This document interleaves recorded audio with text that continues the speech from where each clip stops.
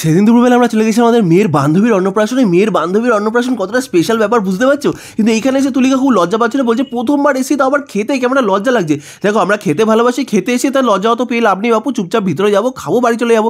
এত লজ্জা পেয়ে কী হবে। তাই সোজা ভিতরে চললাম, গিয়ে দেখা গেলো মিষ্টি মায়ের সাথে।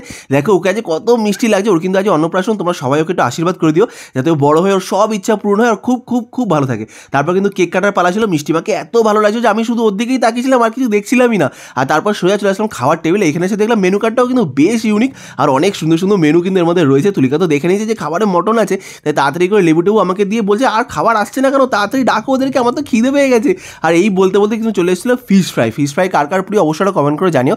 গরম গরম নরম নরম ফিশ ফ্রাই দেখে তো আমরা সত্যি খুব খুশি হয়েছিলাম, কারণ স্টার্টারি ফিশ ফ্রাই আমাদের দারুণ লাগে। একদম স্যালাড সস ফস দিয়ে খাবো জমিয়ে রসিয়ে। ফিশ ফ্রাইটা কিন্তু সত্যিই খুব ভালো ছিল। তুলিকার মুখের এক্সপ্রেশন থেকে নিশ্চয়ই বুঝতেই পারছো কতটা ভালো ছিল। ওর ফিশ ফ্রাই খেতে কিন্তু খুব ভালো লাগে, আমারও খুব ভালো লাগে, তাই পেয়ে আমরা দুজনে খুব খুশি হয়ে গেছিলাম। আর ফিশ ফ্রাই খেতে খেতে কিন্তু চলে এসেছিলো সাদা ভাত। দুপুরবেলা সাদা ভাত পেয়ে আমি সত্যিই খুবই খুশি হয়ে গেছিলাম। দেখো যেখানে যাই সেখানে হয় পোলাও না ফ্রাইড রাইস হয়, সাদা ভাত দিয়ে কিন্তু সত্যিই খুব ভালো লাগছিলো। তার সাথে ছিল ভেজ ডাল আর ছিল এরকম ঝুড়ি ঝুড়ি করে আলু ভাজা। তুলিকার স্বাদের অনুষ্ঠানে কিন্তু আমরা এরকম আলু ভাজা বলেছিলাম করতে, কিন্তু দিয়েছিল চিড়ে ভাজা। তাই একদম মনটা খারাপ ছিল। এখানে আলু ভাজা খেয়ে তুলিকা ভাজা দেখো আলু ভাজা দিয়ে কত ভালো লাগছিলো। একটু লেবু চটকে ভেজ ডাল আলু ভাজা দিয়ে খেয়ে আহা দারুণ লাগছিলো। ডাল ভাত কার কার প্রিয় অবশ্যই একটা কমেন্ট করে জানো। লেবু দিয়ে ডাল ভাত খেতে কিন্তু আমার সত্যি দারুণ লাগে। আর তারপর চলেছে গন্ধরাজ কাতলা, যেটা কিন্তু আমরা প্রথমবার খেলাম। এরকম বড় বড় কাতলা মাছের পিস ছিল, গন্ধরাজ লেবুর টুকরোও ছিল। গন্ধরাজ কাতলা শুনে তুলিকা প্রথমে নাক ছিটকা ছিল, কিন্তু খেয়ে বললো না দারুণ হয়েছে। এতদিন যত জায়গায় কাতলা মাছের যত রকম আইটেম খেয়েছি, গন্ধরাজ কাতলা কিন্তু বেস্ট লেগেছে। কত বড় নরম তুলতুলে কাতলা মাছের পিসটা ছিল দেখেছো।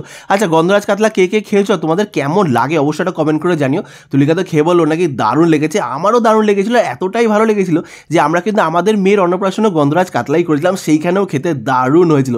গন্ধরাজ কাতলাটা হেভি লেগেছে। আর তারপরে কিন্তু ছিল মটন। আমি তাড়াতাড়ি খাওয়া শেষ করো, মটন আছে তো।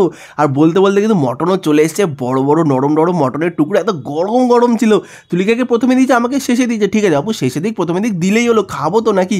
আর বিশ্বাস করো মটনটা এতটাই ভালো হয়েছিল। অনেক জায়গায় কিন্তু মটন খেয়েছি, কিন্তু এখানকার মটনটা আলাদাই লাগছিল। একটা তার কারণ হচ্ছে সাদা ভাত দিয়ে খাচ্ছিলাম, বেশিরভাগ জায়গায় মটন আর ফ্রাইড রাইস খাই, এখানে সাদা ভাত দিয়ে খাচ্ছিলাম, সেটা তো ভালো লাগছিলই। আর মটনটা সত্যি রান্না হয়েছিল খুবই সুন্দর, যেরকম সেদ্ধ হয়েছিল সেরকম তার স্বাদও হয়েছিল। তুলিকা তো ঝুলি ঝুলি দেখলো, দেখো একদম তুলতুলে ঝুরঝুরে মটন। আর প্রথমে স্যালাড ট্যালাড খেয়ে নিল, এদের হজমটা ভালো করে হয়ে যায়। সাদা ভাত দিয়ে মটন খেতে কার কার ভালো লাগে অবশ্যই একটা কমেন্ট করে জানি। আমার তো দারুণ লেগেছে। আমাদের এখানে মটন 780 টাকা করে বিক্রি হয়। তোমরা কে কোথায় ভিডিওটা দেখছো আর তোমাদের ওখানে খাসির মাংস কত করে বিক্রি হয় অবশ্যই একটা কমেন্ট করে জানিও। মটন দিয়ে সাদা ভাত অনেকক্ষণ ধরে খাওয়ার পর চলে এসেছে চাটনি। দেখো খাবার শেষ পাতে চাটনি না হলে ঠিক ব্যাপারটা জমে না, তাই চাটনি আর পাঁপড় কিন্তু মাস্ট নেওয়া চাই। তুলিকা কিন্তু নিয়ে নিয়েছে, কিন্তু এখনও মটনে হাড় চিবিয়ে যাচ্ছে, বলছে হাড় ছাড়া যাবে না। ওদিকে চাটনি পাঁপড়ের সাথে মিষ্টি সন্দেশ সব চলে এসছে, কিন্তু মটনে হাড় চিবিয়ে তারপর কিন্তু চাটনি পাঁপড় খাওয়া শুরু করেছে। আমার চাটনিটা দারুণ লেগেছিলো, পাঁপড়ের সাথে মিশিয়ে চাটনিটা খেতে কিন্তু অসাধারণ লাগছিলো। তারপর ছিল রসগোল্লা আর ছিল সন্দেশ। রসগোল্লা সন্দেশ খেয়ে চাটনি পাঁপড় খেয়ে খাওয়াটা শেষ করলাম। আর আমাদের ভিডিওটা তোমাদের কেমন লাগলো অবশ্যই কমেন্ট করে জানো। চাটনিটা দেখেছো কতটা সুন্দর, খেজুর আমসত্ব কত কিছু দেওয়া ছিল ওর মধ্যে। আমি তো বলেছি তুলিকা চাটনিটা কেমন হচ্ছে দেখে নাও, বাড়ি থেকে এরকমভাবে একদিন চাটনি বানিয়ে আমাদের সবাইকে খাওয়াতেই হবে। আর তুলিকার রসগোল্লা এত ভালো লাগে যত খেয়েই যাচ্ছে। আরে কত খাবে, ভিডিও শেষ হয়ে গেল তো এবার।